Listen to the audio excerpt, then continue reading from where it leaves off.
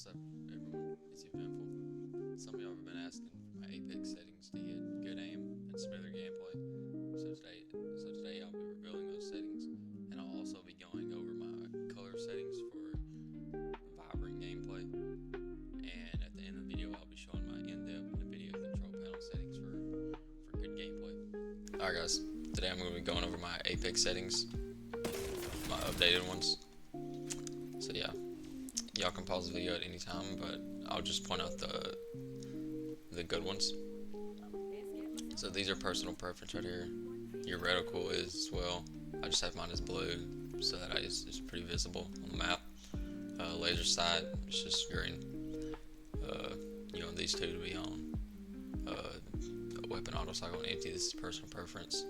This is important. Taking damage closes death boxes. So basically, if you're looting a death box in a fight, say for an armor swap, if you take any damage, it gets you out of the death box. So you want this off. Chain healing, that's personal preference. Always sprint, you want this on. Auto run, doesn't really matter. Jetpack control, I have this on hold. Mantle boost, I have this on jump. Mantle boost at UI, I have this on full. This is all personal preference. Obituaries, I have this on. This basically shows the kill feed in the top right. Mini map rotations on. Arsenal map and HUD icons is moderate. All this is personal preference. I have performance display on. It shows your ping and your FPS at the top right. Colorblind mode, I have this on default. Usually I have this on this one right here. Basically, if you're running a recon legend, instead of glowing red, it glows blue, so it's pretty easy to track. Health and ammo voice lines, have this off. Subtitles, that's all off. Streamer mode off. Anonymous mode off. It's all personal preference, so you can pause the video at any time to change these. I don't play on M&K, but these is my sense if I did. And my keybinds, they're all default. So controller, this is what everybody's been asking for. This is my button layout. I don't use paddles. I use a normal DualShock PS5 controller. I'm probably gonna switch to the Game Surge Tarantula here soon. So yeah. Basically, I don't have to take I play claw as well, so my hands are always on the joysticks, and so I'm constantly aiming. So I'm not taking my thumbs off or anything. Stick layout default.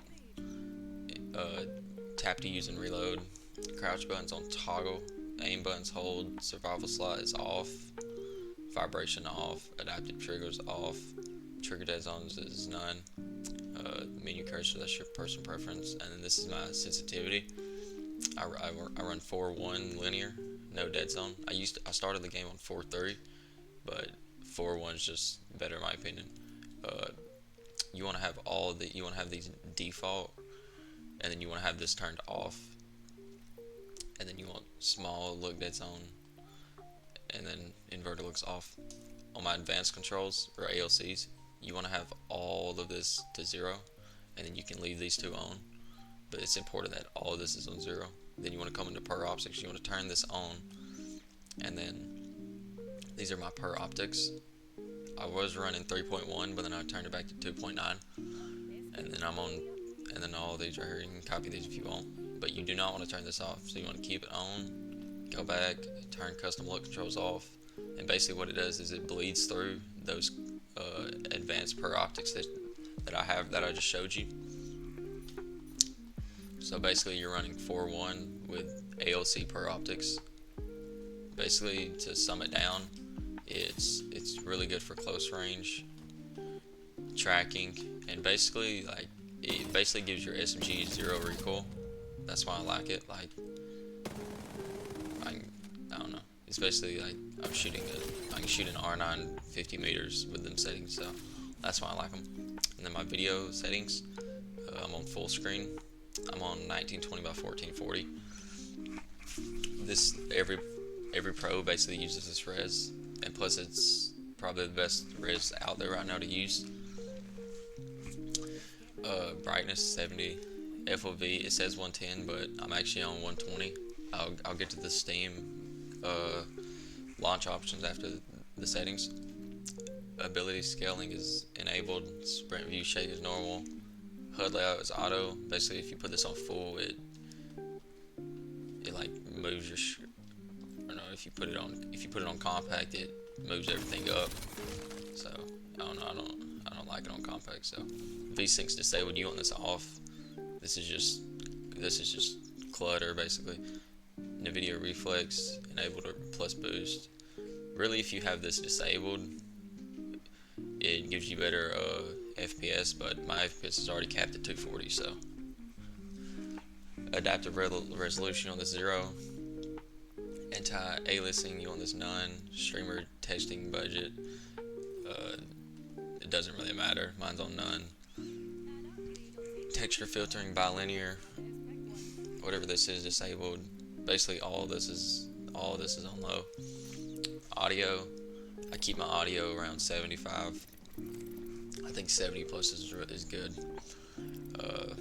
Yeah, focused, all that. Alright, so now I'm going to get into my launch options for Apex. So basically, if you want to copy my launch options or get the resolution that I'm on without any black bars, you basically come to the settings icon, properties, and it's in general. It's down here. So I have my FPS capped at 240, and then you basically want to put in. I'm gonna put this in the description below. Basically, want to put in this, and then yeah, I'll have this link down below. And I'm on the Steam input. I'm just on the normal layout, like the Xbox layout. And then here's my NVIDIA settings. So if you want to make a custom resolution, you just customize, create custom, and then you put 1920 by 1080, 1440p, test, and then yeah, you'll be on it. But this is what many people have been asking me. So this is for like the lowest delay possible and max FPS. You want to have this on use advanced 3D image settings. You want to have this on performance. So if you want to, so usually it's on this. Let the 3D application decide. So you want to use my preference, and then it's going to be on quality, but you want to put it to performance, and you want to switch it to use the advanced. Click apply on that.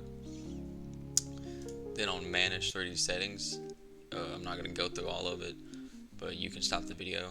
This is optimized to have the best quality, best performance.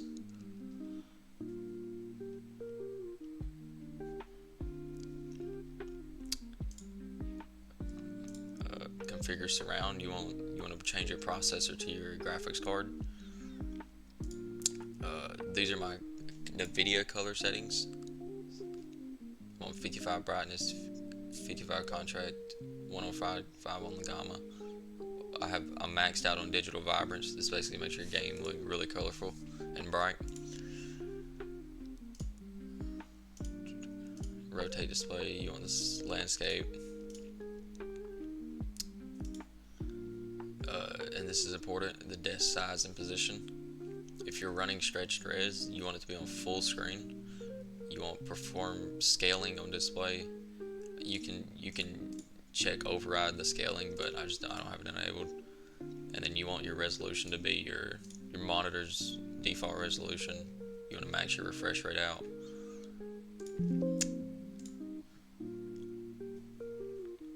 If you have multiple displays, then enable both of them right here with your graphics card. Adjust video color settings. With the NVIDIA settings, you want to go to advanced. You're going to go to advanced, and you're going to put it on full. I don't have any. These are all default, just because I'm using the color settings that I already showed you. Your video settings. You want to use the video player settings. I'm pretty sure you're supposed to use these, but I haven't. I'll have to look into it. The next thing I'm gonna get into is I'm gonna show you how to overclock your controller. So I'll put the link in the description, but basically when you download it, it's gonna be a zip file. You're gonna want to extract it. It's gonna be this file right here, HUD USBF. You're gonna open it, open the top one, driver, and then you're going to go to the setup one, and then make sure your controller is plugged in. You want to go to devices, go to all, and basically your controller is going to be a headset microphone. So as you see, DualSense wireless controller right here. If you don't know what your controller is, just unplug your controller. See that the audio one went away. Plug it back in, and then it'll show up. So mine's already overclocked, 8,000 polling rate. So basically, how you overclock it, you're gonna click on whatever it is. This filter will be unchecked. You're gonna come right here. It's gonna say default. It's gonna say default like 6. So you're gonna put it at, if your controller is 8,000 bit rate or polling rate, you're gonna put it at 8,000. Whatever yours is maxed out at, put it as that. Then you're gonna click filter on device, and then you're going to install service. And then if you did all that correctly, whenever it installs, it's gonna say yes, your max polling rate, and it's gonna say 1. If it says 6, just restart the service, do it again, because it bugs a little bit. And you want to make sure like you're not changing USBs, because if you're changing USBs, then it's going to underclock your controller. You're going to have to overclock it again. So yeah. Alright everybody, that was my updated Apex Legends settings. If you enjoyed the video, comment below. And if there's anything that I can change for the upcoming videos, just comment below as well. I'll have all the links in the descriptions and the launch controls and all that. So if you have any more video ideas for me, just let me know.